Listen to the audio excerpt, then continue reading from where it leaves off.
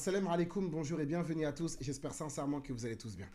Dans la vidéo précédente, on a mentionné que dans le texte des évangiles, Dieu ne parle quasiment jamais avec les croyants. Quand on va regarder dans la Torah, on voit qu'à plusieurs reprises, l'Éternel parle avec les Israélites. L'Éternel révèle des ordres, révèle des commandements, révèle des interdictions. Mais ça, en fait, ça n'existe plus dans le Nouveau Testament. Ça n'existe plus. Quand on va regarder maintenant dans le Coran, eh ben, on va retrouver le même esprit qu'il y avait dans la Torah.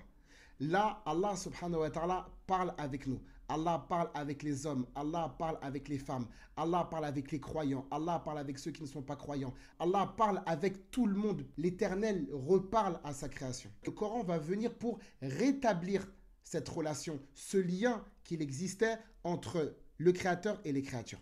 Et justement, les garanties qu'on va trouver dans le texte du Coran, eh ben, c'est des garanties qui n'existent nulle part ailleurs en termes d'authenticité et de véracité. Ce type de verset-là, eh bien, il y en a plusieurs dans le Coran, notamment dans la sourate 32, le début de la sourate 32, le début de la sourate 39, 40, 41, 42, 43, 44, 45, 46. Dans toutes ces sourates-là, Allah subhanahu wa ta'ala affirme que le Coran provient bel et bien de lui. Plus que cela, dans la sourate 15, verset numéro 9, Allah nous déclare il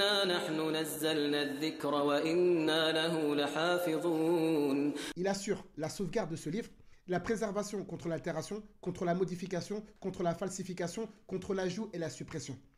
Et cette garantie n'existe que dans le Coran. Une garantie dans laquelle l'Éternel, Allah subhanahu wa ta'ala, parle directement en affirmant avoir révélé la révélation et qu'il assure que c'est lui qui assure la sauvegarde. Cette déclaration aussi appuyée n'existe que dans le texte du Coran. Cette garantie, par exemple, n'existe pas dans les évangiles. Nulle part Dieu affirme avoir révélé les évangiles et nulle part il affirme protéger et garantir l'authenticité de ce texte-là. Ça n'existe pas dans les évangiles.